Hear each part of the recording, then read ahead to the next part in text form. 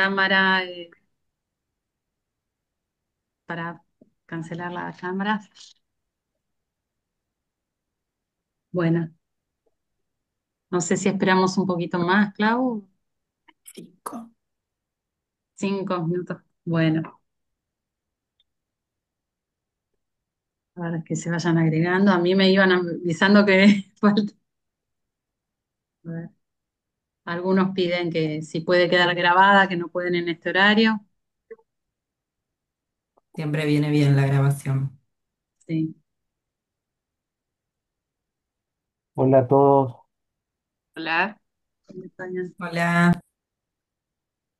Hol- Hola. le com- Hola, ¿cómo están? Le comentaba a Mariela, Claudia y Cristina que quizás era oportuno también en la reunión de hoy eh, de alguna forma promocionar o comunicar el Huntington Academy que ya está en funcionamiento y quizás sea de utilidad el día de mañana para familiares, cuidadores, profesionales. Hay dos cursos y se van a implementar algunos otros más. Sí. Es una iniciativa de la Asociación Europea, ¿no? Exacto. Española. Española. La Asociación Española y hay que inscribirse. Vos, eh, ¿no? Son- No, no estoy muy bien. no hay que, bueno, Ah, no hay que inscribirse, ay, qué horror. pero una vez que uno entra le piden una cantidad de datos O eso. para poder hacer el Ujú, curso, para saber en ujú, qué nivel está, si puede seguir avanzando o no. Pero es gratuito y entran y prueban. ujú. Y está muy interesante. Yo vi algunas cosas. Bueno, Bueno, era si eso quieren, nomás. gracias. Eh, Presentamos a nuestras dos invitadas especiales y les agradecemos que puedan compartir esta tarde con nosotros, que siempre están a disposición ayudándonos a toda la familia Huntington. Eh, bueno, ellas son Vera, la licenciada Vera Beil Pupco, es licenciada en Psicología de la Universidad de la República de Uruguay y doctora en Psicología Social de la Universidad John Kennedy de Argentina. En la actualidad es docente de grado y posgrado de la Universidad Abierta Interamericana y ex docente de la Facultad de Psicología de la Universidad de Buenos Aires y de posgrado de la Universidad Kennedy. Es también ex investigadora de la UBA y del Centro de Investigaciones Sociales y Humanas para la Defensa.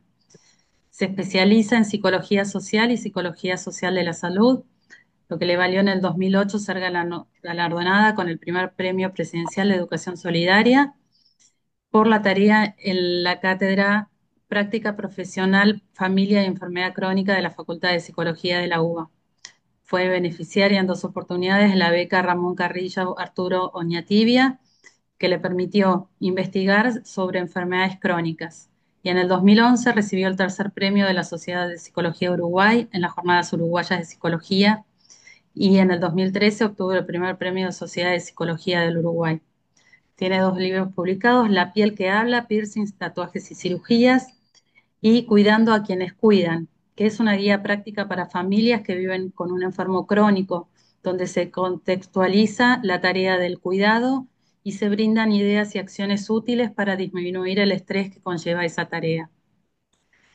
Y también está Analía, la licenciada Analía Benvenuto, es magíster en Psicología Social Comunitaria de la UBA.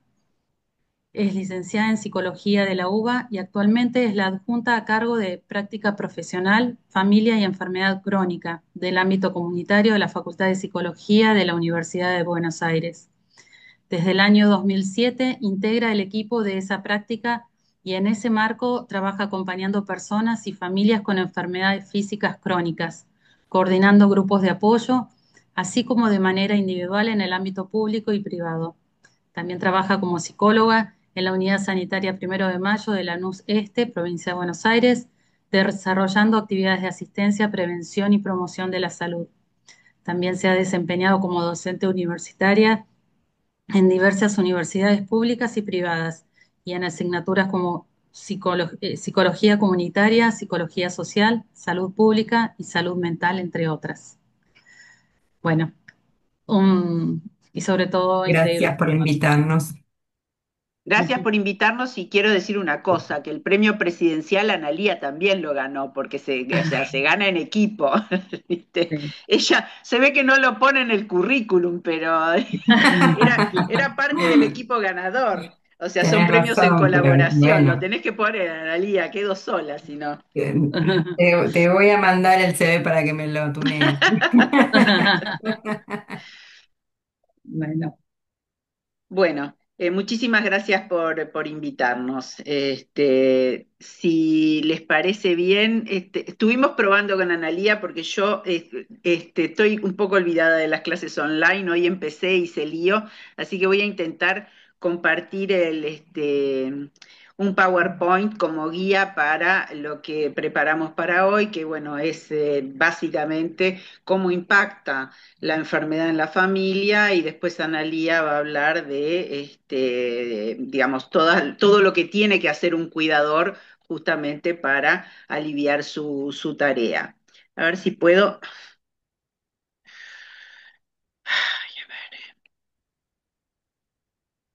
Hice algo mal, ¿verdad? Para variar, sí. ¿Se ve? CV te falta ponerlo en modo presentación. ¿Y qué tengo que hacer? Espera, ¿por qué no La lo...? copita. Sí, sí, sí, pero no la veo. Acá, está. Está bien, ¿no? No, me parece No. que no tomo el cambio, no tomo el cambio. ¿Qué es lo que Capaz, no tomó? capaz deja de compartir y vuelve a compartir, a ver si te lo toma. A ver, stop share. ¿Y ahora? ¿Vuelvo a compartir? Ujú. A ver, Y si no, si querés te lo paso yo, te lo proyecto yo y... espera un segundo, a ver si me sale. Algo pasó. No. Reanudar presentación. ¿Pongo esto? Ujú. ¿Qué hice mal ahora? No sé, pero nosotros lo vemos sin presentación, digamos. ¿Vos Vemos, ves mi puntero? ¿Solo Probalo. yo lo veo? Stop share. ¿Lo compartís vos, Analia? Así que dale. dale, no No hay sé ningún qué problema. hago. Ahí va, para. Ay, lo voy a silenciar también.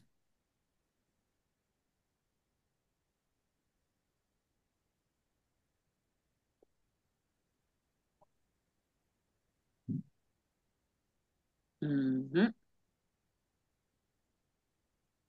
Ahí lo ven. Yo sí. ¿Lo toma como presentación o lo toma como... No sé, yo veo veo la primera placa y las veo a ustedes. Perfecto, entonces lo tomo. Yo corro ahí. ¿Tá? Bueno, entonces, Leo, Ah, iba a decir, perdón. cuidar al Sí, sí, cuidador, sí. problemática y desafíos del cuidador familiar en la enfermedad de Huntington, ¿sí? Bueno, ahora sí pasa la otra. Acá. Bueno, una de las primeras cosas que sucede o sea, puede que a mí se me chispotee y diga las enfermedades crónicas, pero bueno, nos queremos referir al Huntington en particular, ¿sí? Es el impacto que tiene el diagnóstico en la familia, ¿no? A ver, es como un antes y un después, se necesita mucha información como para procesarlo y obviamente o sea, una enfermedad como el Huntington, ¿no? Que tiene, bueno, que es de carga genética y que es hereditaria, etcétera, etcétera, provoca un gran impacto porque, bueno, a ver, muchas veces hay alguien mal diagnosticado en la familia, o hay alguien diagnosticado y nadie se puso a pensar que si es hereditario lo puede tener también.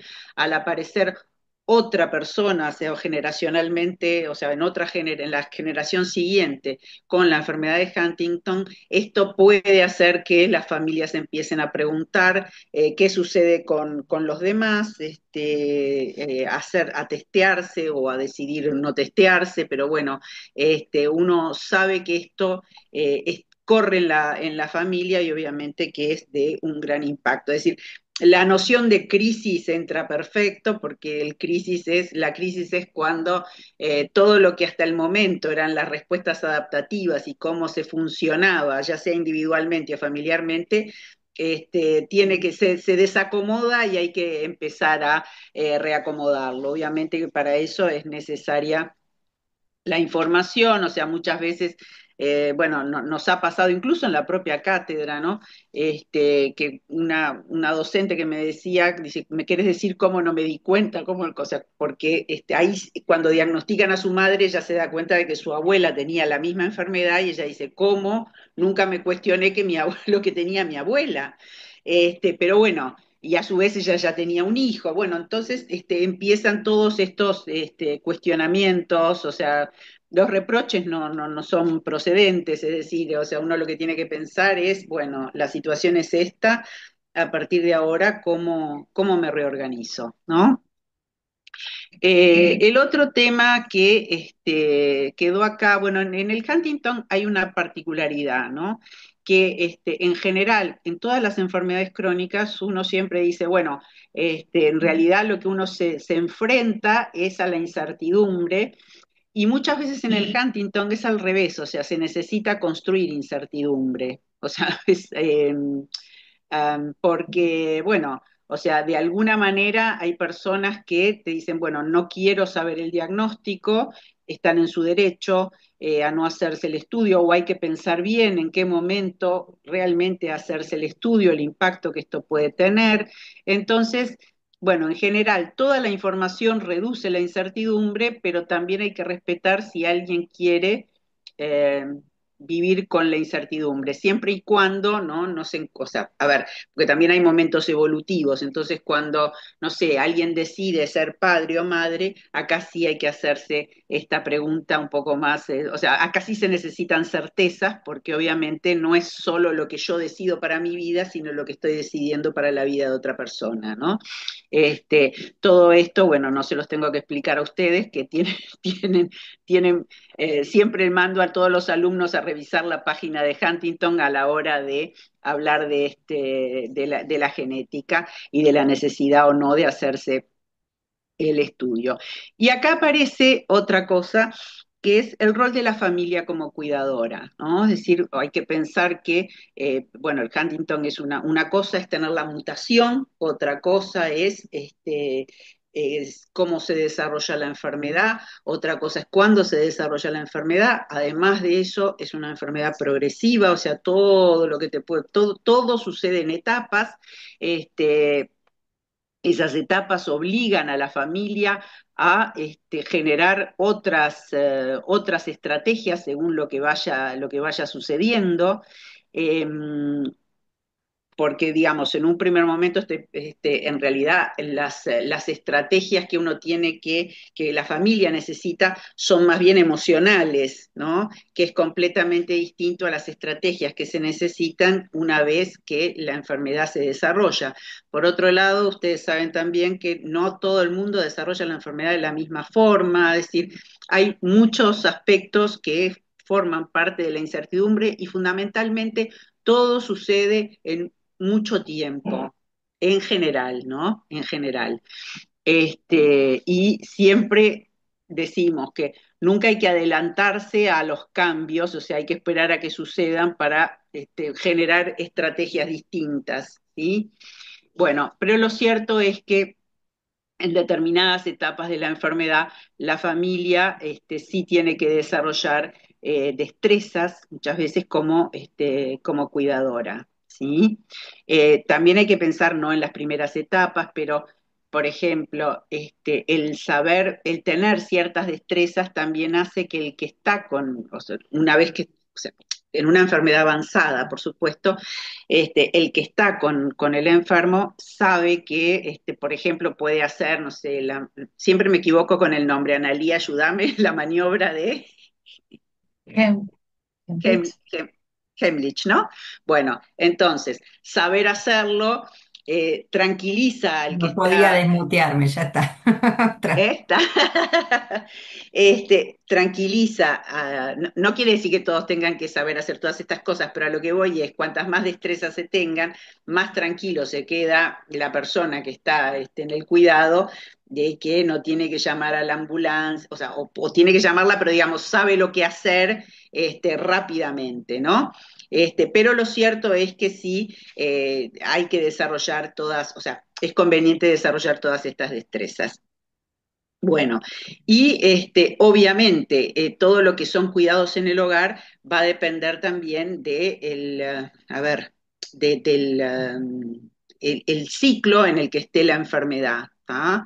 Obviamente que en momentos en que son estables, o sea, se necesitan determinados cuidados y en otros momentos, o sea, a medida que el familiar va perdiendo capacidades, mayores cuidados tiene que tener el familiar. En general, siempre hay un cuidador que es el cuidador principal y a ese cuidador principal es al que tenemos que cuidar mucho para que pueda seguir cuidando.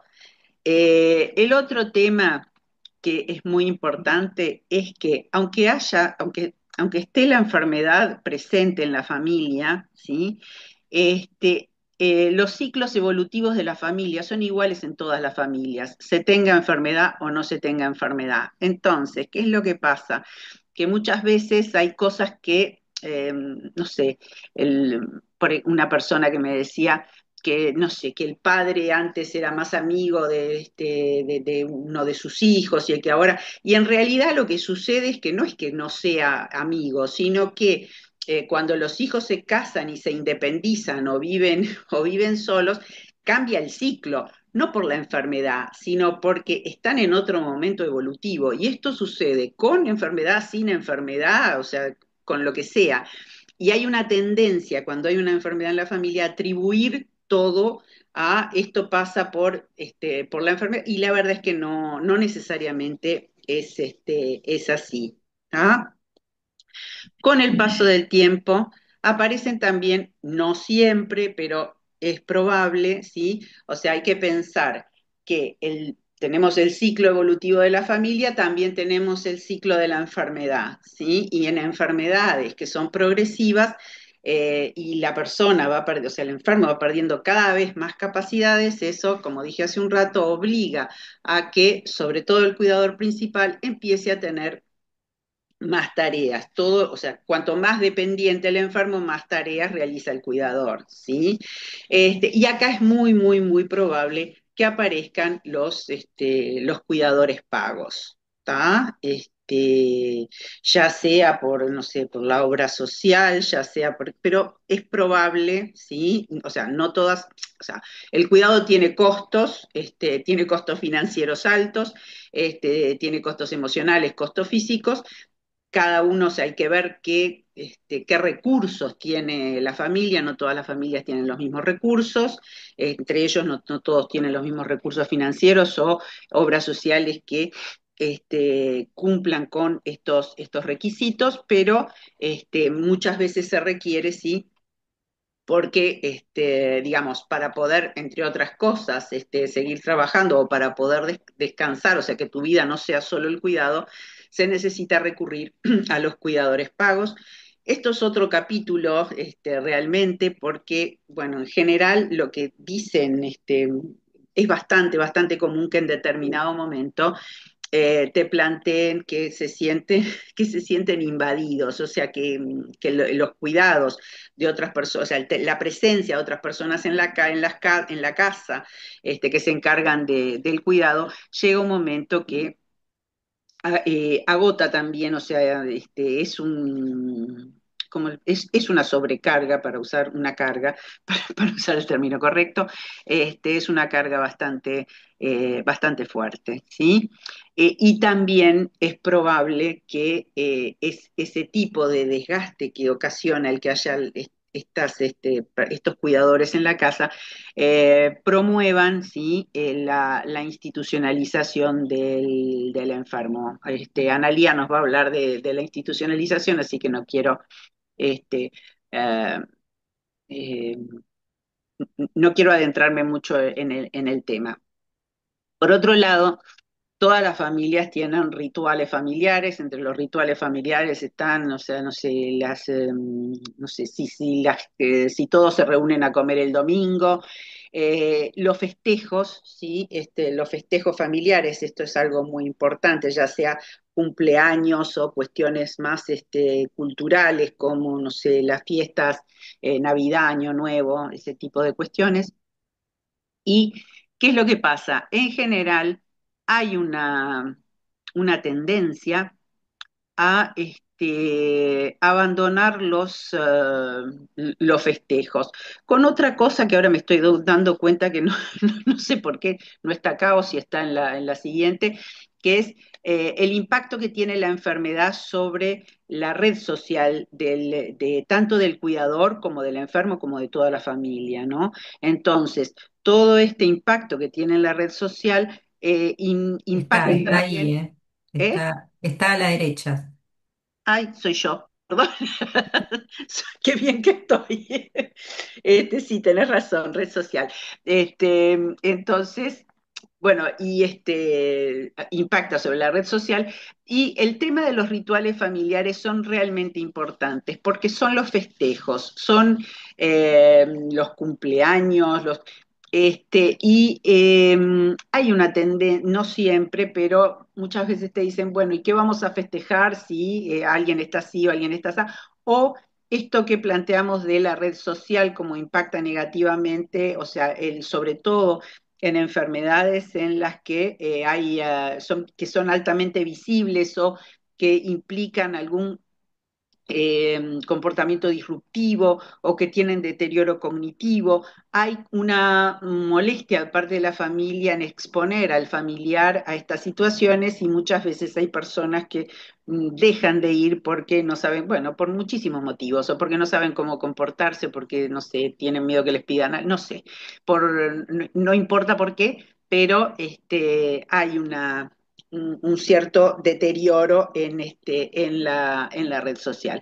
Acá lo importante es cómo hacer para seguir los festejos, o sea, hacer algún cambio para que todo siga igual. O sea, no se puede hacer exactamente lo mismo, pero no hacer exactamente lo mismo no quiere decir que no se pueda hacer algún festejo en el que participen todos o que el enfermo participe en un determinado momento, pero no o sea, ni la exclusión del enfermo, ni la exclusión del resto de la familia, ni la exclusión del festejo en sí, porque esto, bueno, puede ser fuente de exclusión de algún otro familiar, o sea, que no te festejen el cumpleaños, la verdad que puede ser muy doloroso para muchas personas. Me están diciendo algo. Te pido un favor, porque yo ya viste que no vi ni el cartel. Nosotros vamos a hacer, vamos a dejar un espacio para preguntas. Al final, me olvidé de decirlo, perdón. Y así me decís después. Fabián era, ¿no? Sí. Alguien está. Lo vemos después, porque si me pongo a leer, estamos me diversifico demasiado. Bueno, el otro tema, o sea, los rituales familiares son sumamente importantes para lo emocional, y no solo para lo emocional, sino para la identidad familiar, para lo que es importante para la familia. Entonces, lo que es importante para la identidad de la familia, esto se tiene que conservar, ¿sí? Entonces bueno, ¿qué se modifica para que esto sea posible? El otro tema son los duelos. A ver, obviamente que cuando uno habla de duelo, en general habla de duelo por la pérdida o sea, está asociado solamente a la pérdida de alguien querido, ¿sí? Obviamente que ahí hay que elaborar un duelo, pero cuando la pérdida de funciones y de roles también implican duelos, ¿sí? O sea, ese familiar que ocupaba un determinado rol ya no ocupa ese determinado rol, eso implica elaborar duelos. Las funciones que ya no se tienen, eso también implica elaborar duelos y hay que tenerlo presente porque no, o sea, realmente el duelo es vamos a explicarlo de una manera, es una reorganización, ¿sí? Emocional y de roles, y esto es algo que sucede. El otro tema es obviamente para el cuidador el impacto que tiene en el trabajo el cuidado, ¿no? Porque, bueno, o sea, bueno, vamos a ver después con Analía cómo hay que distribuir las tareas, pero en sí hay que pensar que si una persona deja de tener um, deja de hacer determinadas cosas, va perdiendo funciones y otro se va ocupando, también es cierto que se puede tener algún tipo de impacto negativo en el trabajo. Hay quienes, bueno, tienen trabajos en los que esto se puede compaginar mejor, otros no. Y bueno, o sea, realmente requiere sí de una adaptación para poder hacer este doble rol. Y el otro tema que, bueno, que ya mencionamos es esta red para hablar en términos de Slutsky, la espiral de deterioro recíproco, ¿no? Es decir, la red social está directamente ligada a la salud de una persona, ¿sí? Entonces, la pérdida de red está asociada a que esta persona va a tener menos elementos para cuidar su salud. Básicamente es así. Entonces, parte de lo que uno, o sea, de lo que el enfermo, la familia, o sea, el cuidador tienen que cuidar es justamente cómo a veces la red social no se puede restablecer, ¿sí? Pero sí se pueden generar otras. ¿Tá? Entonces, lo importante sí es generar red. No todas las personas te pueden acompañar en todos los momentos de tu vida, no todas las personas pueden hacer frente a este tipo de situaciones, pero no quiere decir que uno no pueda generarse otra red, ¿tá? Es decir, no siempre o sea, se puede potenciar la que se tenía, pero sí se puede tener otra. De hecho, la asociación de Huntington es una manera de establecer redes. Bueno, el rol del cuidador ya hablé, de los costos, costos emocionales, físico-financieros. Una cosa que sí hay que decir en el tema de los costos físicos, que esto va relacionado también al tema de los cuidadores pagos, es el tipo de tarea. Ay, escucho algo. El tipo de tarea que uno tiene que realizar. Entonces, ¿qué pasa? También hay que tener en cuenta si uno, a ver, aunque emocionalmente o sea, pueda hacer una determinada tarea, si vos, o sea, supónganse que hay que cargar a alguien, ¿sí? O ayudar a alguien. Bueno, físicamente, ¿podés hacerlo? Entonces, esto tiene que ver con el costo físico y hace más, o sea, cuando esto no se puede, hace que sea más factible que esta tarea se delegue en cuidadores pagos o en institucionalización. ¿Te pasás de?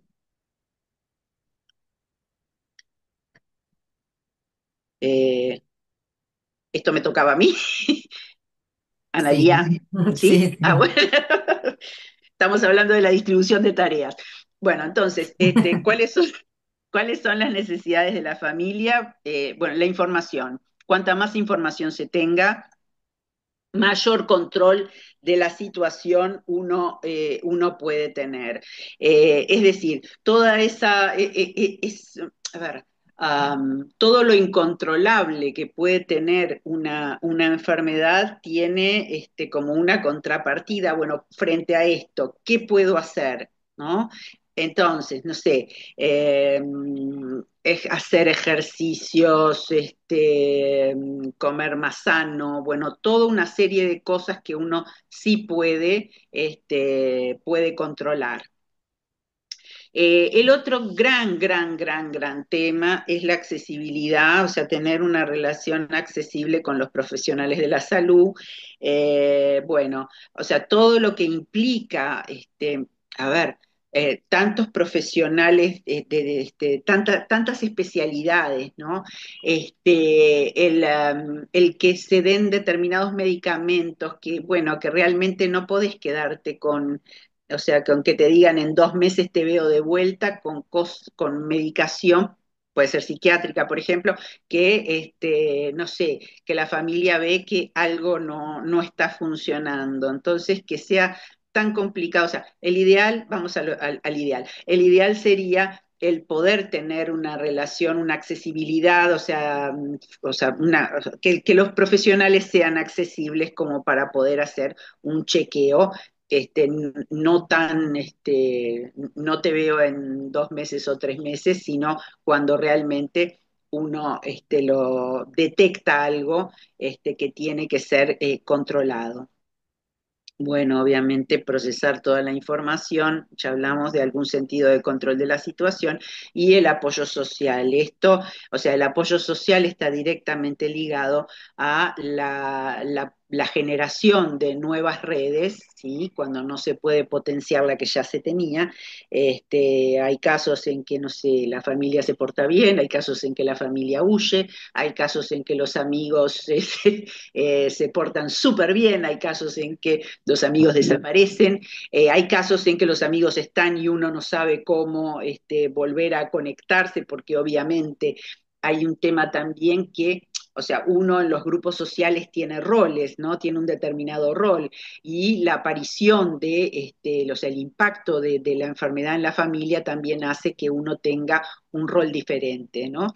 Entonces, esto también puede hacer que uno mismo no tenga la comodidad que antes tenía en un determinado grupo, pero bueno, eso no quiere decir que no se pueda buscar apoyo social. O sea, de hecho para eso existen los grupos los grupos de apoyo justamente para enfermos y para cuidadores, y que uno también empiece a generar otras actividades que permitan la generación de nueva red. ¿Pasás, Analia? Sí, ahí, por aquí estoy corriendo. ¿Me sumo yo? Sí, Bueno.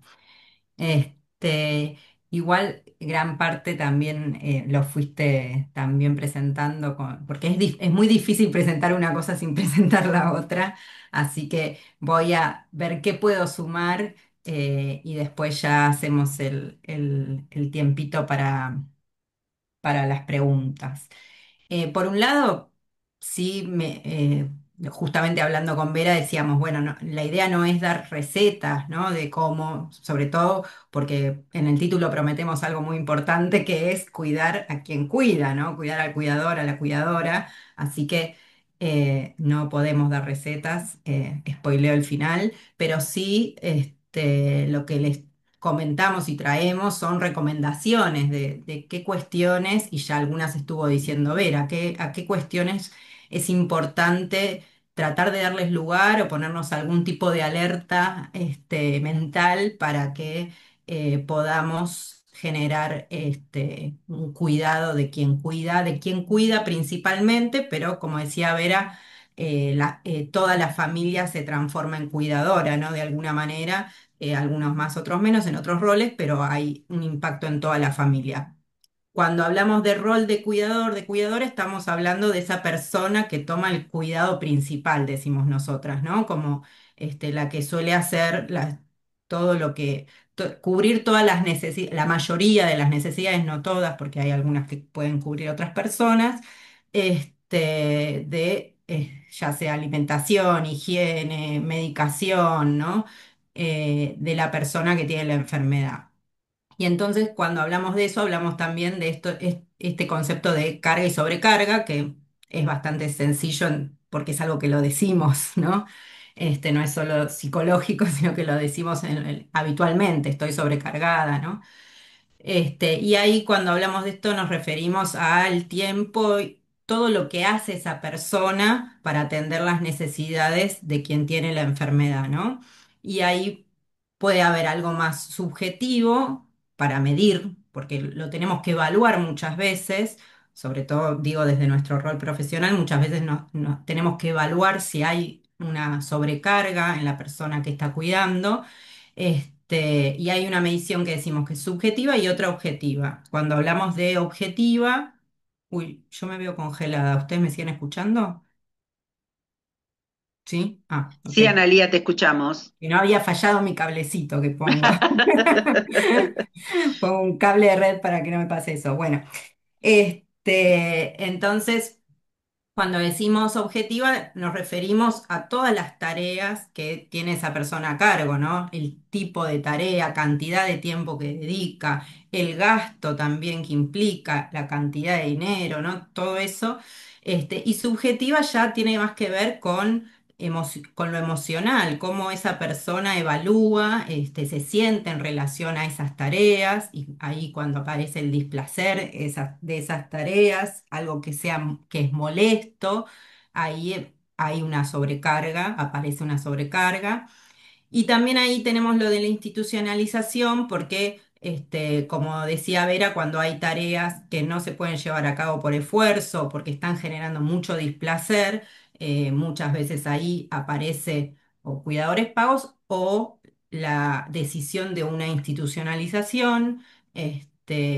Incluso puede ser alguna de estas evaluaciones que hacemos predictora de esto, ¿no? O incluso el de la sobrecarga puede ser o sea, nos puede indicar que puede haber también una, ya un posible padecimiento mental de esa persona cuidadora. Me refiero a, por ejemplo, depresión, ¿sí? Este, y cuando hablamos de institucionalización, algo que también es importante aclarar y me parece que es que que muchas veces socialmente, culturalmente, se ve como algo malo, ¿no? Y aparece la culpa, como que bueno, si lo voy a abandonar, la voy a abandonar si tomo esa decisión. Y a veces incluso es una sugerencia para el bienestar y el bienestar de la familia, de la persona que cuida y para poder seguir cuidando y también para la persona que es cuidada, ¿sí? Porque cuando ya hay cosas que no se pueden hacer, que no se pueden sostener, y necesitan cuidados especializados y demás, la decisión de institucionalizar trae bienestar muchas veces, ¿no? Y esto lo digo porque muchas veces escuchamos, sobre todo ahí en el hospital, en los grupos y demás, que se vive, no siempre, pero con mucha culpa todo ese momento, o incluso se retrasa la decisión, y a veces ese retraso de la decisión digamos, genera mayor, ¿cómo podemos decir? Sería en contra y no beneficia, perjudica o genera mayor, no me sale daño, pero no es daño, sino que, sí, perjudica a quien está cuidando, y a veces incluso a la familia, digamos, que se deteriora, digamos, de alguna manera. Entonces, por eso es que a veces tenemos que transmitir y batallar un poco con esa mirada negativa de Sí. la Que va en institucionalización. contra como de la calidad, Eso. como la calidad de vida de toda la familia, ¿no? O sea, Ujú. o sea, hay en general, perdón que me meta, pero Sí, no, no, como una no, lo que connotación quieras. negativa y que hay que evaluar a ver si realmente es tan negativo porque o sea, no se deja de cuidar, se cuida de otra forma. Esta sería la idea. Exactamente. Y en relación justamente a esto de cuidar de otra forma, lo engancho desde ahí, después sigo con las otras cosas. Ay, yo veo el recuadrito de ustedes, entonces no veo completa la pantalla, pero espero que ustedes sí. Este, mm, Cuando, en relación a esto de cuidar de otra forma, cuando hablamos, bueno, ¿qué podemos hacer como cuidadoras o cuidadores o qué podemos hacer desde otro lugar de la familia para cuidar a esa persona que es la cuidadora principal? Y ahí aparece esto también, que quizás no sé si lo tenemos escrito de esa manera, pero de que hay distintas maneras de cuidar y a veces necesitamos, y está ligado con esto de la distribución de tareas, que la persona que cuida principalmente también acepte distribuir tareas que a veces lo que puede suceder a veces es que no encuentran quien acepte las otras tareas, pero también a veces pasa que les resulta difícil aceptar la ayuda, ¿no?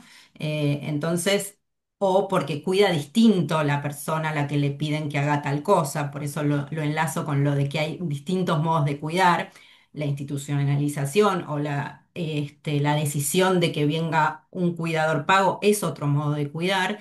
Y cuando distribuimos tareas, también hay un trabajo que hacer en aceptar las ayudas, en pedir ayuda y aceptar que esas ayudas pueden no ser del mismo modo en que estoy acostumbrada a hacerlo, ¿no? Y eso a veces es difícil, porque quienes cuidan generalmente desarrollan una expertise, unas destrezas que son difíciles de igualar. Así que es todo un trabajo también personal, aceptar esas ayudas y pedirlas concretamente, ¿no? Cuando decimos distribuir tareas, también hay que pensar eso, que cómo las puedo transmitir, qué tareas de las que hago podría delegar. ¿A quiénes? Porque a veces también aparece como el reclamo de que tal tiene que hacer esto y se insiste y por ahí hay que ir, si hay varias personas posibles, que a veces, como decía Vera, no hay, pero esto depende de la red de apoyo que tenemos, pero sí hay ver a quién, para qué tareas, ¿no? Porque hay personas que ayudan de un modo, hay otras que pueden ayudar de otro y todas esas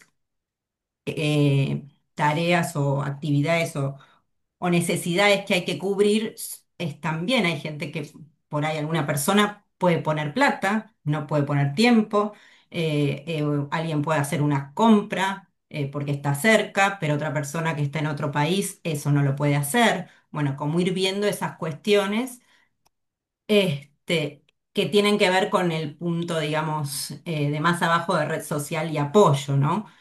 Que es construir si no está dado o ir buscando esos lazos que necesitamos con personas que sí están presentes y que sí pueden brindar apoyo emocional, material, así de lo que decíamos recién, de compras, distinto tipo de ayudas para poder sobrellevar ese cuidado, ¿no? Las personas cuidadoras que tienen una red social de apoyo de mejor calidad, con varias personas que se ocupan, que están cerca para distintas actividades y funciones, digamos, suelen estar mejor. Las investigaciones dan cuenta de que suelen estar mejor.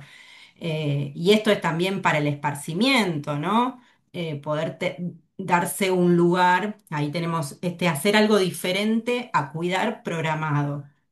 Esto es muy importante, poder tener espacio, generarse algún espacio en la semana donde se realice alguna actividad que no sea cuidar, pero que no se deje al azar, que se pueda programar y sobre todo si son actividades placenteras, ¿no? A veces es muy difícil y toda la rutina cotidiana y de la semana están alrededor del cuidado, pero es muy necesario para cuidarse, para que la persona que cuida se cuide a sí misma. Digamos que todo esto que ponemos acá tiene que ver con cómo tener cuidados propios, ¿no? No solo cuidar a quien cuida, y algo que nosotras siempre transmitimos en relación a esto es que para cuidar a largo plazo, como es en estas enfermedades, es necesario cuidarse. Entonces, por eso es tan importante ir encontrando las distintas maneras y a qué prestarle atención, ¿no? Por eso ahí abajo tenemos cuidar la propia salud, que es otra cuestión que muchas veces se va dejando de lado, ¿no? Hacerse chequeos médicos, pero la salud también es integral, entonces también todo lo que tenga que ver con la propia salud mental, el impacto emocional que tiene estar atravesando todas estas situaciones, también requieren un tiempo, de dejarse ese tiempo y que no sea un lujo que algunas veces nos han dicho algunas personas cuidadoras que han venido, ¿no? Como, no, es un lujo para mí, es un lujo hasta venir acá, por ejemplo, a una terapia o a un grupo de apoyo. Darme este ratito de 2 horitas en la semana es demasiado y por ahí dejan de venir o vienen cada tanto.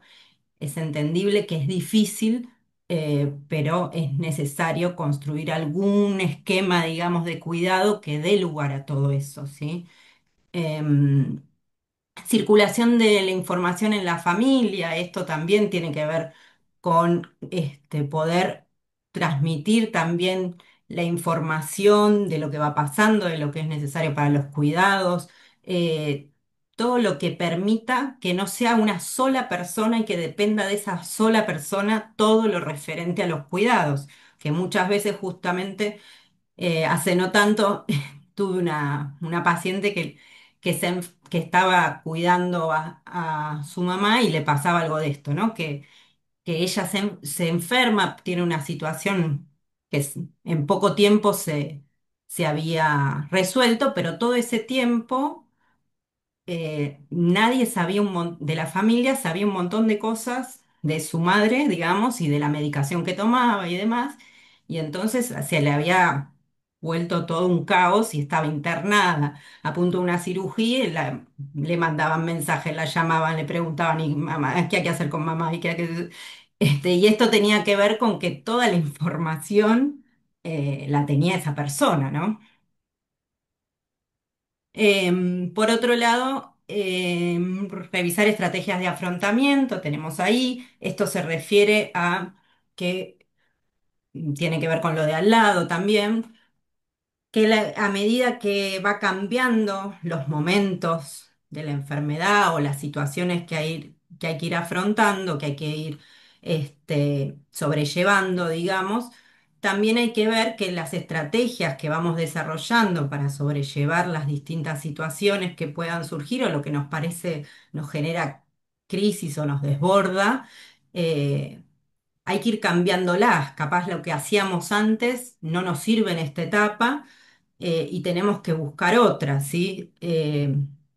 Por ejemplo, si recibimos el diagnóstico y estamos en una situación donde lo que necesitamos es buscar información, conocer más de qué se trata, puede ser que en ese momento nos sirva y nos ayude a sobrellevar la situación, pero en otros momentos necesitamos desarrollar otras estrategias, por ejemplo, cuando la enfermedad va avanzando, lo mismo si las personas, por ejemplo, en ciertos momentos es necesario y sucede, ¿no?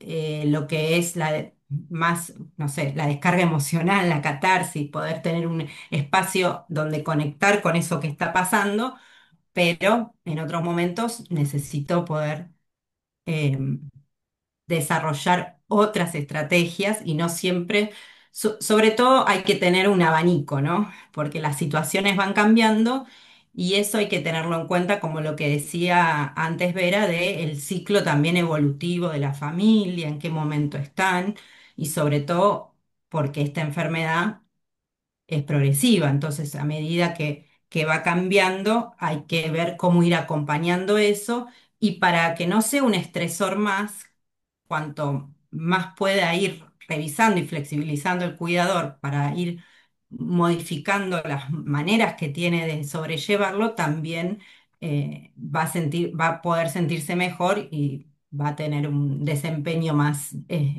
favorable para su salud, ¿no? Para su bienestar y que el desgaste no sea tan dañino, ¿no? Em, Si Creo me que permitís sí. una cosa con este tema, yo creo que lo fundamental es evitar la sensación de fracaso, ¿sí? O sea, porque cuando uno habla de una enfermedad progresiva, la enfermedad es progresiva y no hay no hay forma de controlar esa situación. Entonces, lo que quiere decir Analía, estrategias que son muy exitosas al comienzo de la enfermedad no son exitosas en el final de la enfermedad. ¿Se entiende? Es decir, todo lo que es, no sé, control de la situación, bueno, en un determinado momento no podés tener control de la situación y tenés que pasar a estrategias emocionales. Entonces, nos ha pasado, bueno, no con esta enfermedad, pero con otros cuidadores, muy, muy, muy exitosos, ¿sí? Muy exitosos, el sentir que fracasaron. Y la verdad es que no fracasaron, ¿sí? O sea, hay pautas que marca la enfermedad y contra eso no se puede, ¿no? A mí siempre me molesta por ejemplo, no con esta enfermedad, sino él perdió la batalla contra el cáncer. No perdió la batalla contra el cáncer, ¿sí? Porque si no, encima de que te morís, sos un loser. Entonces, no pasa por ahí, pasa por qué estrategias se usan.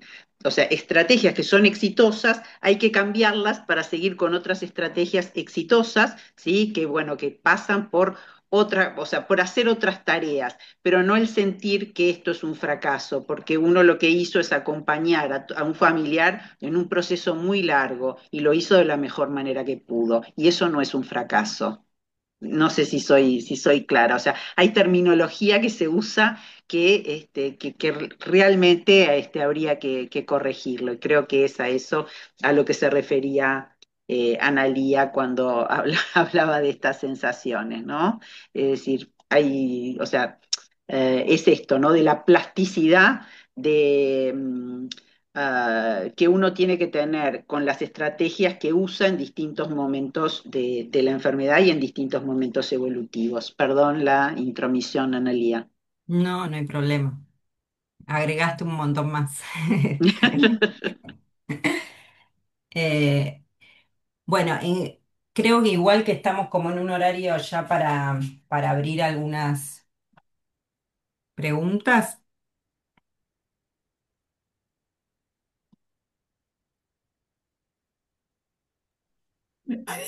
Me parece que sí, porque me imagino que todos quieren hacer preguntas acá. Así que, eh, Mariela, ¿querés coordinarlo un poco?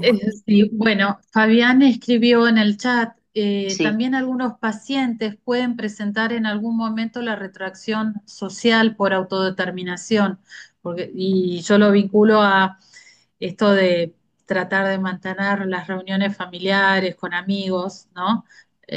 Y a veces es muy difícil cuando el paciente no quiere. eh, no solamente ir a una reunión familiar, sino interactuar con nadie, ni siquiera con un médico, ¿no? La negativa a tratarse o a tomar medicación, la irritabilidad en la familia. Bueno, lo dejo. eh, Después, para cómo ir desde el concepto de fracaso a la claudicación familiar. Ay, no te entendí la pregunta.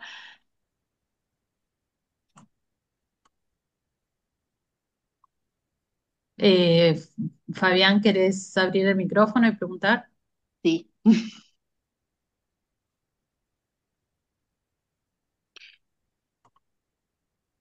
pa, Ah, ¿no tenés bueno. una pregunta más fácil?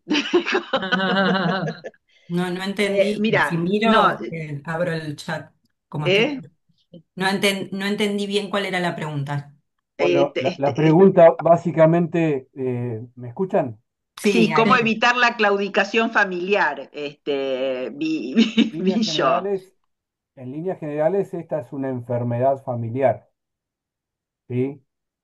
Con lo cual podemos tener muchos cuidadores que han sido esposos o esposas y a su vez son padres o madres y han cuidado ya una generación y tienen a cargo o la generación subsiguiente, ¿no?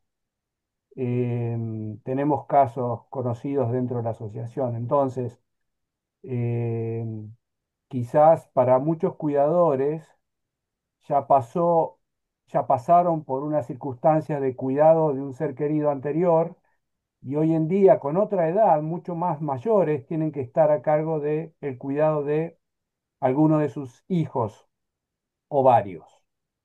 Entonces, me parece que para ellos este concepto de fracaso y claudicación familiar puede estar muy asociado. Digamos, ¿cuál sería la diferencia? Digamos, si lo pueden desglosar. Sí, las palabras fueron tuyas, no mías, ¿eh? Lo de claudicar. Claudicar es tirar la toalla, decir basta, y la sensación de fracaso, bueno, o sea, yo siempre que hablo de esto, en realidad se me representa un cuidador sumamente exitoso de otra enfermedad que cuidó a su hija durante muchísimos años. Y además que su hija fue la que más tiempo vivió con esa enfermedad. Nadie vive tantos años como vivió ella. Y a mí me impresionó mucho de gente muy exitosa este, que, que no estuvieran preparadas para una pérdida que se sabía, o sea, se sabía que su hija iba a morir, ¿no? Y el tema es que estoy hablando en ese caso en particular y para eso me referí con el tema de los exitosos, lo quiero explicar porque siempre está en mi cabeza, y en ese caso, en realidad lo que se espera, lo que vos esperás es la ambivalencia, ¿no? La sensación de alivio y la sensación de dolor, porque bueno, o sea, si te muere un hijo es un dolor, no sé, inenarrable, pero en este caso, bueno, en un aspecto tendría que haber sido de alivio y no lo fue, ¿no? En ese sentido es que, o sea, vos ves que hay cuidadores que lo han hecho todo y en realidad se quedan con una sensación de que fracasaron porque existen o sea, cuando sos tan exitoso, aparecen fantasías de curación, que son eso, fantasías, ¿entendés? Entonces, el tema es, eh, ¿cómo te podría Yo, explicar? Claudicar es dejar de cuidar y la sensación de fracaso va acompañada en general de los muy exitosos, pero que no pudieron tener la plasticidad para cambiar de estrategias. Estamos hablando de situaciones dolorosas, no hay algo que yo te diga, ah, si haces tal cosa, no vas a sentir dolor, o si haces tal cosa, no vas a sentir cansancio. No, no te lo puedo, no te lo puedo decir. Lo único que sí es, bueno,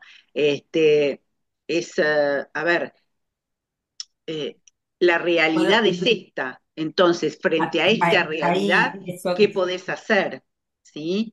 Ese es el tema. Y en ese sentido es cuando una persona hace todos los cuidados que pudo, ¿sí? Realmente no se le puede pedir más. De ahí que, eh, o sea, una cosa es sentir dolor y otra cosa es sensación de fracaso. ¿Tá? Y la claudicación es tomárselas y ahí ya estaríamos en estrategias evitativas que no sé si es el caso de lo que me estás diciendo o si me estás hablando de un dolor extremo cuando ya se cuida una generación y ahora hay que cuidar a un hijo, ¿sí? Que estoy de acuerdo contigo, emocionalmente es dolorosísimo. ¿Puedo agregar algo? Sí, por favor. Me parece que al menos lo pensaba, creo que la conexión la sé por justamente que la sensación o la percepción de fracaso puede llevar a decir, bueno, hasta acá llegué porque encima de todo esto que hice ya no logré nada bueno, ¿no? Eh, pero me parece que ahí el trabajo es justamente esta parte que decíamos de la aceptación de lo que va a suceder, digamos, en qué etapa estoy, si estoy en una etapa muy avanzada de la enfermedad, las posibilidades que tengo es acompañar ese momento, que la persona esté lo más cómoda posible, que nos siga sintiendo cerca. Digo, ¿qué es lo que puedo hacer? Siempre es una buena pregunta que muchas veces nos hacen también, dicen, es poco, ¿no? Es poco, lo que hago es poco. No, no es poco. Lo que pasa que si está esa fantasía de que se va a curar o de que va a salir de esta, ahí sí todo parece poco. Ahora, si puedo y si no puedo solo, necesitaré quizás incluso apoyo psicológico para ir aceptando lo que viene y en qué momento estoy y qué va a pasar ahí, porque entonces voy a tener más claro que lo que me pasó no es lo que sucede, no es que soy un fracaso, que soy mala cuidando, o que hice, no sé, no hice tal cosa, sino que es la enfermedad que tiene estas características y lamentablemente este pronóstico y entonces eso no es lo que, en lo que puedo ayudar, en lo que puedo ayudar y en lo que puedo cuidar y acompañar es en otras, un montón de otras cosas, pero no en eso. Sí, Ahora, también tiene la otra pata, lo que vos traes de tirar la toalla del agotamiento, por supuesto, y de decir, como decía Vera, no quiero, o una persona que dice, sí, yo acepto, pero otra vez esto y encima de un hijo, y bueno, si es el caso, habrá que ver qué es lo que se puede hacer con eso, ¿no? Que ahí digo que también capaz justamente nuestro trabajo como profesionales tiene que ver con si podemos, porque todo depende de cuándo llega la persona, trabajar previamente para que eso no suceda, para que no esté en ese nivel de agotamiento y de sobrecarga y de deterioro emocional que no pueda sobrellevar. De cualquier manera, también son momentos diferentes y también en ese cuidado pueden aparecer otras personas y no es exactamente igual que el que vivió, digo, con el ejemplo que vos decías, ¿no? Cuando cuidaba a su pareja, por ejemplo, ¿no?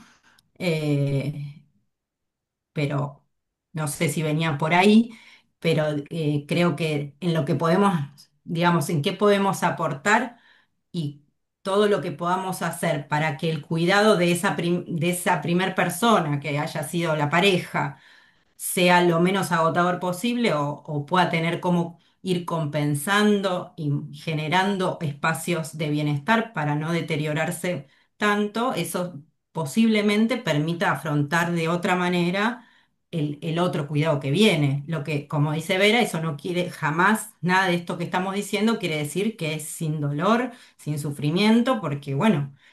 La situación es dolorosa y eso también es parte de lo que hay que ir elaborando y sobrellevando y encontrando dónde y cómo y con quiénes apoyarse.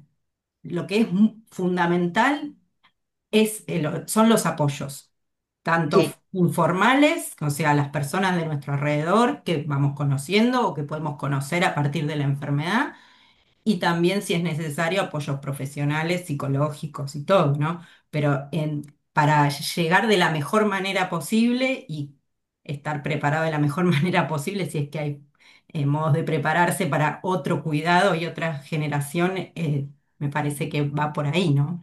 sí. O sea, ¿y cuál es la expectativa, ¿no? Porque si la expectativa, lo que plantea Analía, es acompañar, ¿no? Entonces, si uno cambia la expectativa, ahí sí aparecen otros sentimientos. Gracias. Tengo una segunda pregunta, ya que estamos por el mismo precio.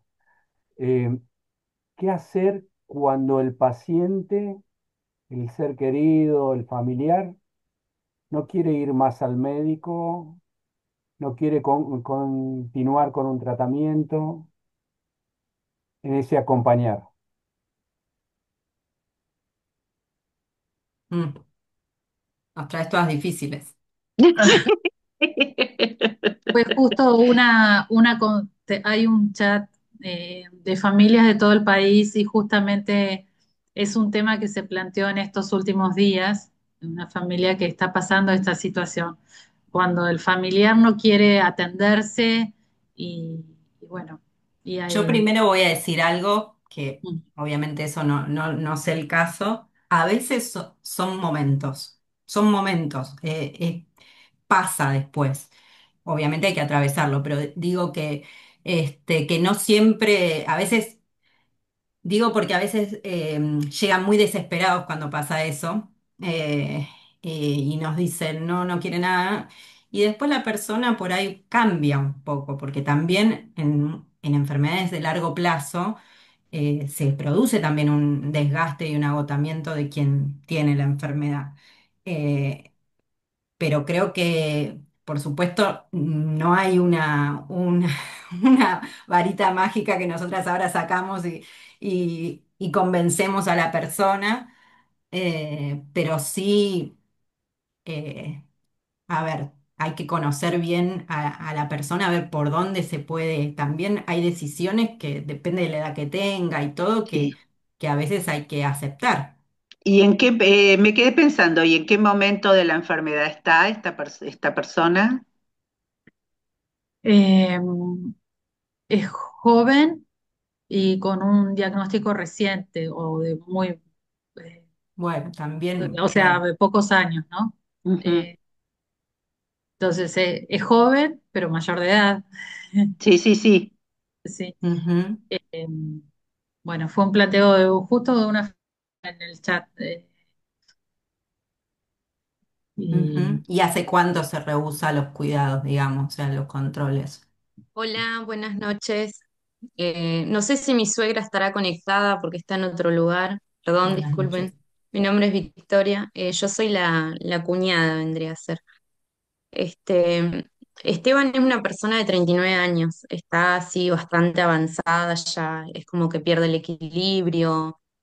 Tiene muchos movimientos involuntarios, no se quiere bañar, no quiere tomar la medicación, está así con brotes y está así con la medicación psiquiátrica correspondiente. Su ex mujer lo dejó y bueno, y ahora está al cuidado de mi suegra y con sus hermanos, bueno, estamos haciendo lo que podemos para ayudar. Ujú. Y y bueno, esto también viene a lo que decía Fabián, eh, justo iba a decir la palabra de la resignación, ¿no? Porque nosotros, ahora que no quiere comer, yo hablo por mi suegra, que creo que es lo que le pasa, que es como una resignación de decir, no se quiere bañar, hace días que no se baña, es una persona grande, no es un chico que vos lo podés agarrar, lo podés llevar al baño, que se bañe, toma la medicación, hay que engañarlo, hay que ponérselo en la comida, hay veces que no quiere comer, entonces es muy difícil. Y por ahí entra también lo bueno, justamente lo que plantea Fabián de esto de, yo no lo tomé como una claudicación, sino que como una resignación, ¿no? Porque por momentos los familiares se resignados digamos, bueno, no quiere ir al médico también, entonces, bueno, es como que vos decís, ¿qué es lo que nos espera de ahora en más? Si él no quiere hacerse los análisis, no quiere ir al médico, no quiere tomar medicación, no se quiere bañar. Yo creo que por un lado está la resignación y la frustración, ¿no? De la persona que, bueno, yo la contengo mucho a mi suegra, que es ella es la que le pone el cuerpo día a día. Y te hago una pregunta, ¿la medicación Sí. psiquiátrica tampoco la está tomando? Cuesta que la tome. Toma tres, toma un antidepresivo, uno para la esquizofrenia y bueno, y el ansiolítico que es el clonazepam. Mm. Eh, y bueno, tratan de darle el clonazepam como para que no se, ese es el que por ahí con un juguito o algo, pero todas las pastillas juntas hay veces que tienen distintos horarios para tomar también. Entonces, depende de la hora que quiera tomar o comer algo, es como que se le pica la pastilla y se trata de dársela de la forma en la que sea, ¿no? Yo puedo decirte algo, o sea, obviamente no tengo la solución, como dice Analía, habría que ver el No, caso, etcétera, etcétera. No entendí por qué toma, perdón mi ignorancia, algo para la esquizofrenia, ¿sí? Si es habitual tomar medicación para la esquizofrenia, ¿sí? sí, sí, puede sí, ser. en los Ah, pacientes Huntington, hasta lo que sé, sí, y lo, bueno. lo, lo, lo dijo el médico. Eh, yo voy a ser No sé si sincera, lo tienen primero, familiares no, también, si hay lo acá gente primero que me quedé presente. pensando es, obviamente está otra que en un duelo, o sea, si la verdad que si lo dejó la esposa en esta situación, no me parece que sea una situación, fácil y cualquier persona, incluso sin Huntington, se podría sentir bastante mal si lo deja su pareja. Estamos hablando de una gran crisis y un gran duelo en el medio de otra que es la enfermedad. Sí, y aparte Yo lo los Por eso primero cambios, que ¿no? también pienso, Porque yo él venía preguntaba, ¿eh? de otros hábitos, digamos, porque ya la mujer no lo quería bañar tampoco, y es como que eso, lo que yo observo, ¿no? Lo trajo ahora, por ejemplo, en la casa de mi suegra, claro, como mamá, ella lo quiere atender, le quiere dar las pastillas, quiere hacer, bañarlo todos los días o día por medio, y, y para él, que también es un impacto muy fuerte, los cambios de hábitos de una casa a otra, que a nosotros también nos podrían pasar. ¿No? y por De eso esto de yo irte a vivir a otro preguntaba lugar con otras costumbres y otros hábitos. eh, y bueno, preguntaba por la medicación psiquiátrica, por eso Sí. también pensaba en esta misma línea de Vera, ¿no? Porque cuando tenemos una situación así, aún sin la enfermedad, muchas veces lo que necesitamos es el soporte de esa medicación para que de alguna manera funcione de bastón para salir adelante de una crisis mm, emocional enorme, digamos, o Ujú. profunda, que tiene que ver con esto que trae Vera, del duelo, de la situación, de la tristeza que le puede dar, y ahí eso se expresa. Además, justamente en muchas veces no querer comer, no querer Sí, levantarse, a lo que se le suma que está en este contexto, digamos, de la enfermedad y entonces la preocupación, por supuesto, que es mayor para la familia. Por eso pensaba que si de base sostiene la medicación psiquiátrica, quizás algo pueda empezar a mejorar de a poco, porque, pero bueno, no sé también si esa medicación se la controla un psiquiatra o un médico clínico, un no, neurólogo, no, lo porque está controlando el psiquiatra y hace poco, bueno, le contamos la situación y se la ajustaron, digamos, a... eso te iba a decir, porque Sí, sí, generalmente sí, hacen sí, sí. indicaciones, porque digamos en psiquiatría esto no es tampoco común, es bastante más frecuente de lo que creemos, tener personas que, digamos, no quieren tomar la medicación o la toman a destiempo y demás, y que se ve el deterioro en su salud física, mental, todo, y entonces se vuelve muy importante buscar estrategias psicofarmacológicas y de la indicación de los psicofármacos para que, por lo menos cuando tome unas dosis que permitan darle cierta mejora y estabilizar un poco. sí. eh, Sí, Claro, sí, porque eso es lo que fue mencionaste varias, o sea, pensá, una mudanza que vos mencionaste es una crisis bastante grande. La ruptura de una mm, pareja es una crisis muy fuerte. Entonces, mm, esas dos juntas, sumadas a la enfermedad, yo considero como Analía que realmente, o sea, acá las pilas se las tiene que poner el psiquiatra para salir de esta situación depresiva, ¿no?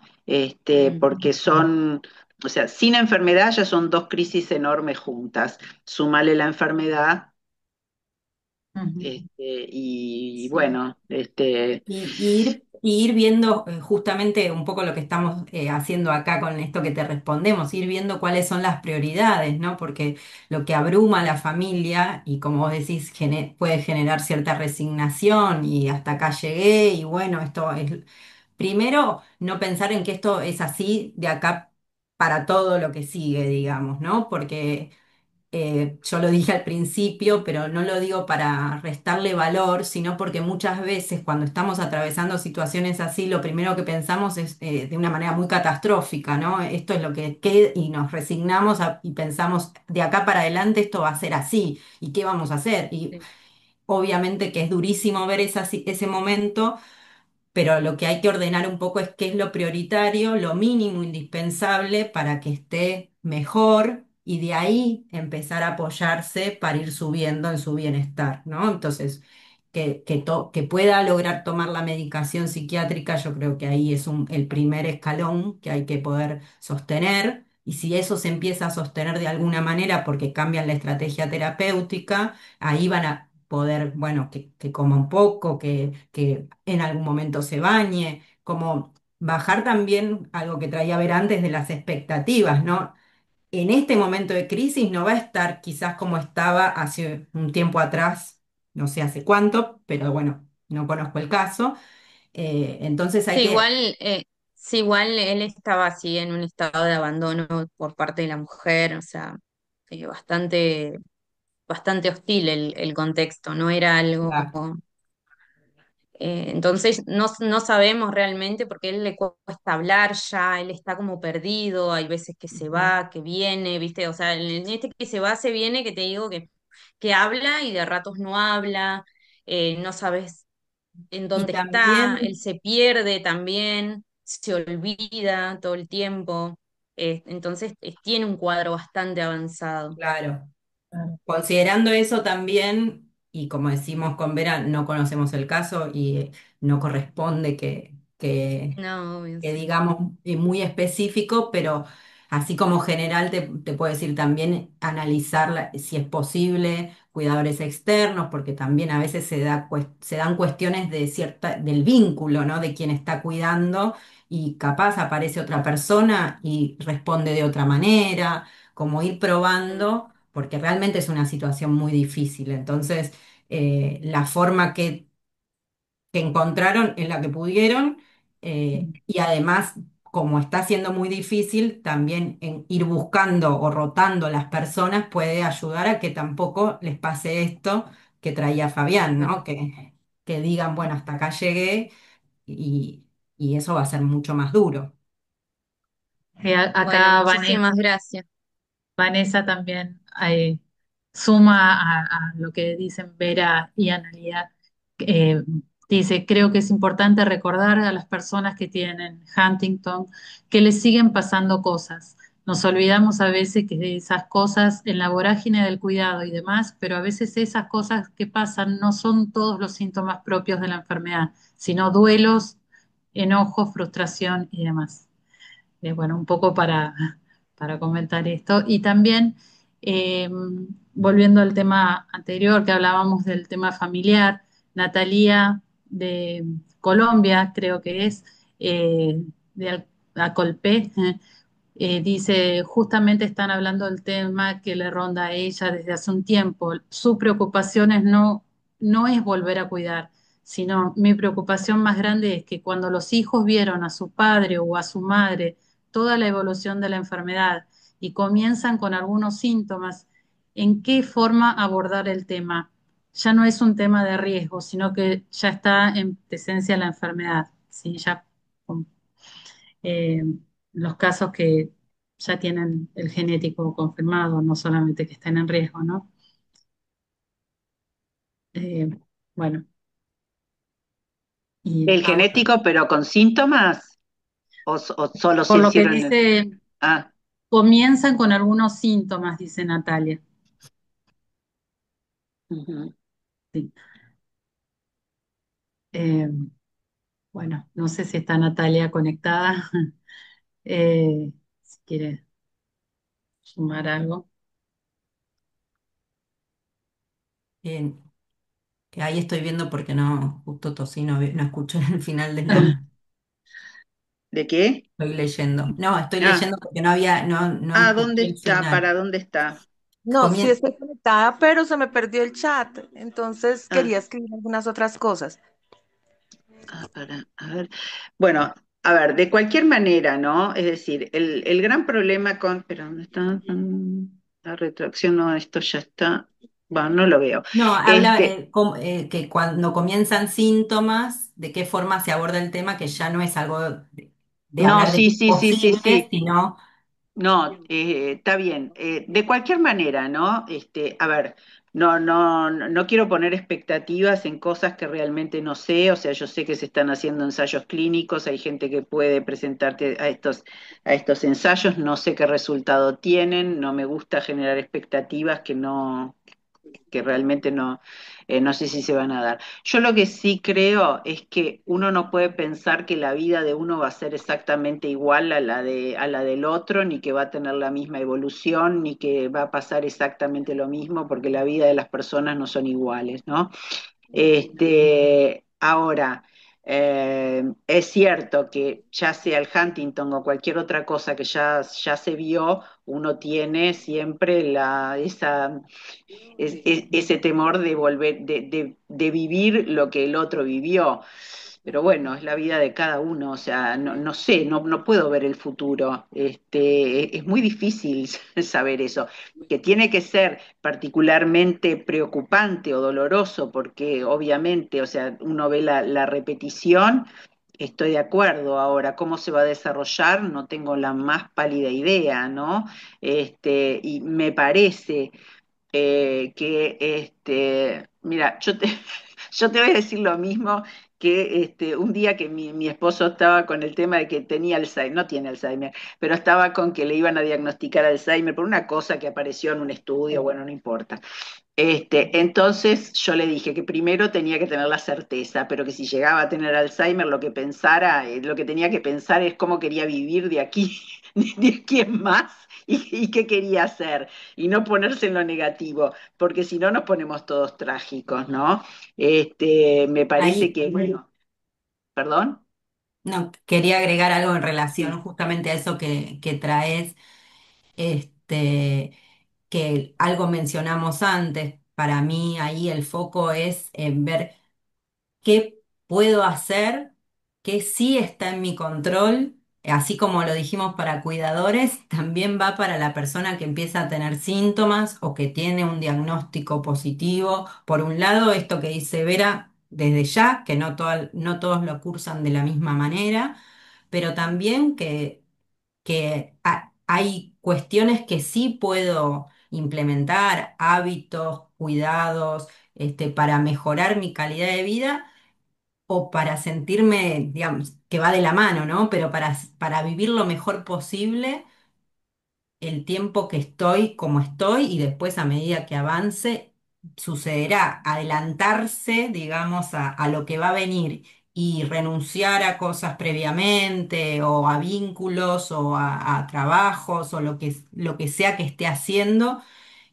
No, no es recomendable para nada, que eso también lo decíamos y creo que va para estas situaciones que traes de personas que como ya vieron cómo es, quizás lo primero que les empieza a pasar tiene que ver con que, bueno, y entonces, ¿para qué voy a hacer esto? ¿Para qué voy a hacer aquello? ¿Para qué? Y entonces puede ser que empiecen como a adelantarse a etapas de la enfermedad y eso desde ya que lo que les va a traer es sentirse cada vez peor, emocionalmente van a estar muy mal y no les contribuye para nada y no les va tampoco a evitar la enfermedad, ¿no? Entonces termina siendo como muy paradójico tomar esas decisiones porque es empeorarse su calidad de vida antes de tiempo, digamos. Entonces quizás pensar en esta frase de lo que puedo hacer que está en mi control para estar bien, para sentirme lo mejor posible y para que mi calidad de vida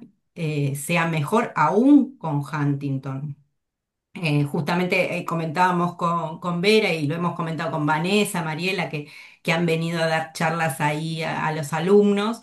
Este, Comentábamos esto de que ustedes han tenido una charla de la neuróloga que hablaba de justamente de las prácticas, los hábitos que pueden llevar adelante para mantener cierta mejor calidad de vida, las cuestiones de las actividades placenteras, de la alimentación y la elección, ¿no? Elecciones de vida que por ahí a partir de empezar a tener síntomas quieran cambiar porque ya no les representa, no les resulte significativo, pero no desde un lugar de no voy a hacer nada porque nada vale la pena, sino poder pensarlo más al revés, de disfrutar todo lo que pueda mientras puedo y estoy así, y ir viendo a medida que va pasando o que voy teniendo los síntomas, bueno, ahí sí que es lo que ya no puedo, pero por supuesto que lo digo y puede parecer que lo digo como que es fácil, pero no, para nada. Entiendo que no es nada fácil, eh, pero tiene más que ver con esto de no, capaz de no claudicar, de no entregarse como, bueno, ya está, tengo los síntomas y de acá me tiro en la cama y espero, ¿no? Sí. Ujú. Yo Quiero creo que, Oli, Oli, quería decir algo. ¿Cómo les va? ¿Qué Eh, Hola, tal, Vanessa? tengo no estoy como Clau, pero tengo así esta voz así media rara. Yo creo que es importante de esto que decía Analía, esta idea de aceptar no es resignar. No es lo mismo aceptar la situación que uno está viviendo que resignarse a que no podemos hacer nada al respecto. Bueno, los que ya me conocen saben que hace 10 años que tengo mi diagnóstico y algo que hablamos mucho en los grupos y cada vez que se da la posibilidad de tener alguna charla entre la comunidad tiene que ver con que obviamente es muy difícil la idea de, bueno, ¿qué hago con este tiempo que me queda, este tiempo que es ahora increíblemente valioso? Pero también es esta idea, bueno, esto es lo que nos tocó, es una cagada, nadie lo va a negar, pero no podemos hacer mucho más nada. Entonces, la idea de poder aceptar, bueno, esto es lo que hoy tengo y qué voy a hacer de esto, qué voy a hacer de bueno con esta situación que me toca, es un ejercicio que uno hace día a día. No, no es un día me levanté, listo, qué alegría, todo es felicidad. Es, bueno, hoy elijo estar un poco mejor. Bueno, hoy me levanté y estamos más o menos, no pasa nada. Mañana será otro día, pero digo, es un ejercicio del día a día de ir eligiendo, tener un poco de fe, un poco de esperanza, cada uno en si profesa alguna religión o simplemente tener esperanza en la vida misma, ¿no? Porque todavía estamos vivos, digo, con diagnóstico, con síntomas, no es que todo se acabó. Entonces, abrazarnos a esa idea me parece fundamental. Es aceptar, no es resignarse, no es bajar los brazos, no es decir, bueno, listo, todo se acabó.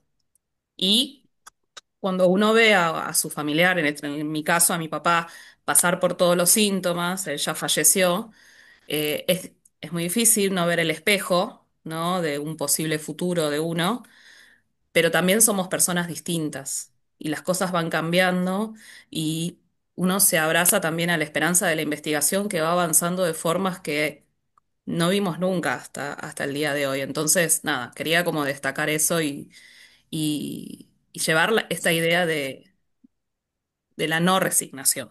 Sí aceptar lo que nos toca, pero no resignarnos a que eso es lo único que nos va a quedar. Gracias. No, Vanessa, yo no te conocía, soy Graciela. ¿Cómo estás? Eh, Bien. No, no te conocía, no sabía que tenías el diagnóstico hace 10 años. Creo que tu manera de expresarse y demás debe tener que ver en realidad Yo tengo dos hijos con la enfermedad de Huntington, dos, Mm. y que tienen el diagnóstico confirmado del 2019, o sea, ni siquiera hacen 10 años. Y ninguno de los dos tiene la capacidad de hablar tan claramente como hablas vos, no de los pensamientos, sino del poder expresarse, modular y hablar. No se le entiende lo que habla, una ya ni habla. Entonces, creo que la actitud tiene que ver con como el estadio, no el estadio de la enfermedad, sí, sino sí, eh,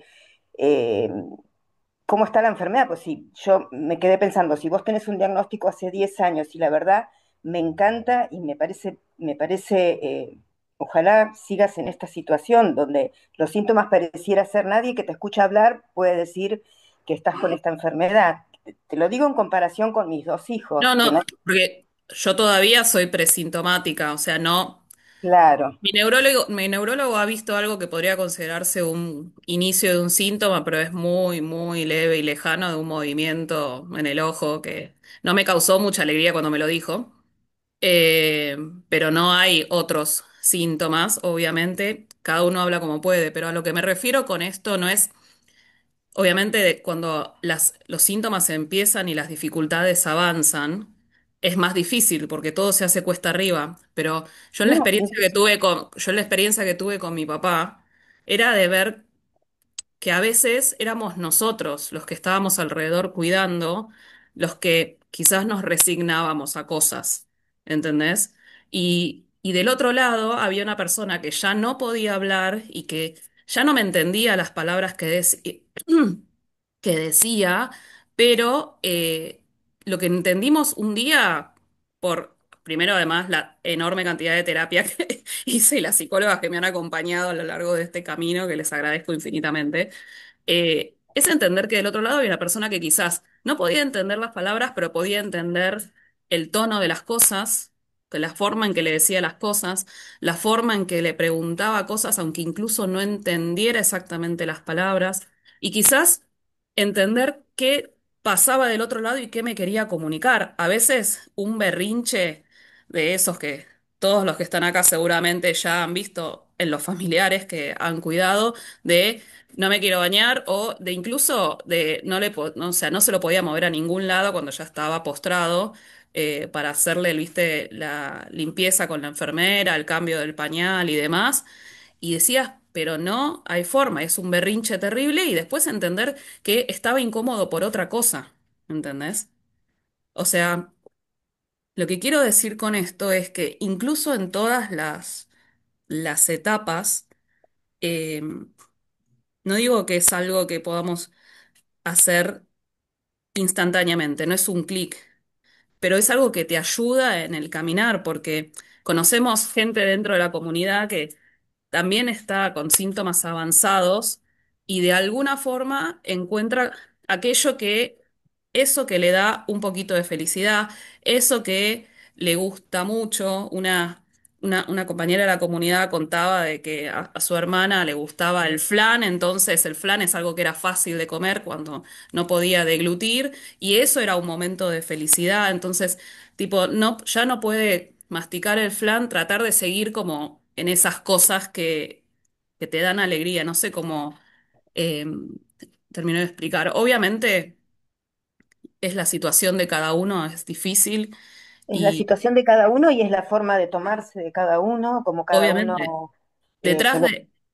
detrás de una persona con Huntington hay una persona que quizás Tiene una tenía tendencia personalidad, a la depresión, quizás claro, una tenía personalidad. ansiedad.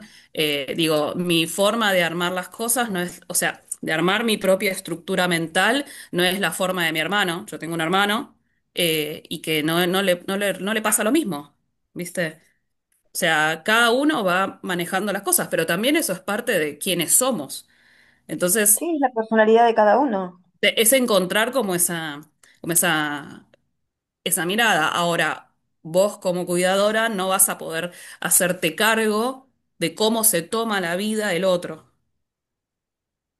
¿no? Hay No, como lógico. límites respecto de eso, y eso también va a tener como una cuota de aceptación y de duelo respecto de, bueno, qué es lo que le pasa al otro, a ese otro que quiero y que me duele en el corazón ver cómo avanza en su enfermedad, bueno, y cómo lo manejo también. Bien. Con mi poca voz, lo que quería comentar por otros casos que he oído es que tener el diagnóstico no es estar enfermo. Tener el diagnóstico es cómo acepto esto que me está pasando, que podría haber sido cualquier otra enfermedad, porque ninguno tiene ganado el minuto de mañana. Yo siempre digo, nos morimos de COVID así, como que de repente nos apareció y nadie lo pensó y todo el mundo siguió trabajando toda su vida y siguió haciendo la vida. Entonces, me parece que tener el diagnóstico es horrible, pero una Tener el vez que... diagnóstico sin síntomas es no estar enfermo, pero tener el No, diagnóstico no, con síntomas sin es síntomas, estar digo. enfermo. Pero hemos tenido gente, tenemos gente dentro de la asociación con diagnóstico sin síntomas que está mal. Y yo digo, una persona a los 20 años, 22 años, porque se hizo el test y le dio positivo, no puede quedarse en la cama si no tiene nada. Digo, tiene que seguir haciendo su vida, porque no se puede quedar 40 años en la cama sin hacer nada. Digo, No, en eso estamos de acuerdo. es un poco de conciencia, digamos, de cuándo realmente estoy enfermo y Sí, cuándo, bueno, me dieron un diagnóstico, pero me parece importante que la gente tome conciencia de que el diagnóstico no es estar enfermo. Estar enfermo es cuando empiezas a tener síntomas. sí, totalmente. Lo que pasa que, bueno, si esa persona vio a un familiar cómo padeció, es difícil que tenga todo el empuje para decir no estoy enfermo. En el caso de mis hijos no vieron, porque mi marido murió de cáncer de colon antes de empezar a manifestar los síntomas, con lo cual ellos no vieron. Pero, a ver, el del medio ve cómo galopa ya la enfermedad de la hermana, cómo está internada, cómo tiene botón gástrico, etcétera, etcétera, y él estás seguro que va por el mismo camino. O sea, ver un familiar con Huntington a la larga o a la corta es lo que te espera. Sí, Sí, pero los síntomas varían mucho de persona a persona, pero literal, varían muchísimo de persona a persona. Y No depende, solamente, no solamente, no solamente por la genética en sí, y hay varios videos en nuestro canal de YouTube de otros profesionales que han hablado y han explicado que no solamente está el gen mutado, los genes modificadores y un montón de cosas, sino en el estilo de vida que llevamos. Y eso, la última charla de Natalia Rojas, la neuróloga de la que hablaba Ana, tiene que ver mucho con eso. Hay un más, o sea, te diría, hay un 70% que tiene que ver con la vida que llevamos, cómo nos, o sea, cómo nos movemos, qué hacemos, no solamente lo que comemos y las actividades, sino de cómo nos relacionamos y cuál es nuestro estado mental. Y lamentablemente eso es un poco de todo. A veces no sé, Marisa, mira, estar convencido de que algo va a pasar, en algún punto no te deja mucha otra opción de que pase algo distinto. Y no sé, obviamente cada uno habla de su experiencia y eh, no sé cómo, qué sé yo, cómo abordar, decir, bueno, mira, no hay una receta, decís, decirle a tu hijo que piense tal cosa. Hoy es un día que te levantás y decís, bueno, hoy estoy bien. Y tengo días en los que me levanto y me da miedo irme a dormir porque no sé si me voy a despertar y voy a saber quién soy. ¿Entendés? Ahora, ese día, en vez mi ejercicio y por los años, la cantidad de años de terapia que hice, eso lo voy a recalcar un montón. Eh, tengo 42, voy a cumplir 42, desde los 20 hago terapia. Eh, pero digo, ese ejercicio que me permito, bueno, ese día que, viste, todo lo veo que es gris y que se me cayó una taza y que estoy penando por los rincones porque se me cayó una taza y no sé si eso es un síntoma o que tenía las manos jabonosas, eh, ese día lo dejo pasar. No lo tomo como, bueno, este es el siguiente día de mi vida. Bueno, hoy fue así. ¿Listo? Hoy si se me cae algo no pasa nada, me compro otra taza. Digo, me olvidé todo, listo. Hoy lo tomo así, pero bueno, es un ejercicio que tuve que ir haciendo a lo largo de estos 10 años, con todas las cosas de por medio.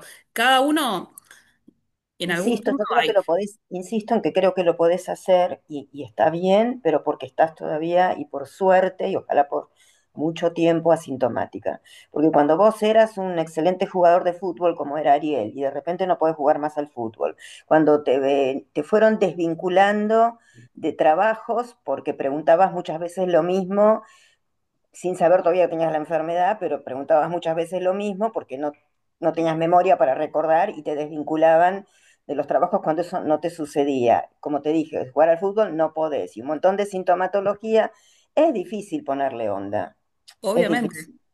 Obviamente, hay un entorno que tenemos en esta sociedad que es terriblemente injusto con las personas que, entre comillas, vamos a hablar de normales, imagínate con las personas que tienen algún tipo de dificultad para integrarse. Eso es, también es parte de una realidad. Ahora, lo único que nosotros podemos hacer es lo que nosotros podemos hacer. No podemos hacer que los otros hagan cosas. Esa es como, entonces es la única herramienta que tenemos. Quizás los tips que uno va sacando a lo largo del tiempo y que en APAE se van compartiendo entre toda la comunidad tienen que ver con las vivencias del día a día. En mi caso, bueno, yo todavía no tengo síntomas y tenemos todo un grupo de gente presintomática que también tiene como contaba Claudia, todo su aparatejo de problemitas, ¿no? De las cosas, de los miedos y demás. Y después tenemos todo también un montón de personas que están empezando con los síntomas y que algunas caen en una depresión profunda y otras encuentran la forma de quizás no pueden hacer eso y quizás hacen otra cosa. Fueron buscando esos espacios y esos caminos. No sé, pienso en Maru que sigue haciendo pilates y ella ya tiene algunos síntomas y sigue haciendo pilates y encontró un espacio donde la profesora de pilates la ayuda a que pueda ponerse en la cama. Obviamente hay cosas que no puede hacer, cosas que tiene que ver con la motricidad fina, pero todo eso fue avanzando y eso hace que ella pueda disfrutar esos espacios. Todo obviamente es relativo y parece sencillo decirlo desde la posición de cada uno que cada uno tiene, pero si no, ¿cuál es la respuesta? No existe una respuesta que esté bien o que esté mal. Si no, es aceptarlo, es decir, bueno, me quedo en donde estoy y no hago nada más. ¿Qué sé yo? Y quizás a veces es la elección de uno también hacer eso. Mientras tengamos capacidad para decidir, será nuestra elección, y si no, después será la elección de las personas que nos cuidan y nos aman. Y podemos solamente esperar lo mejor a partir de esa situación.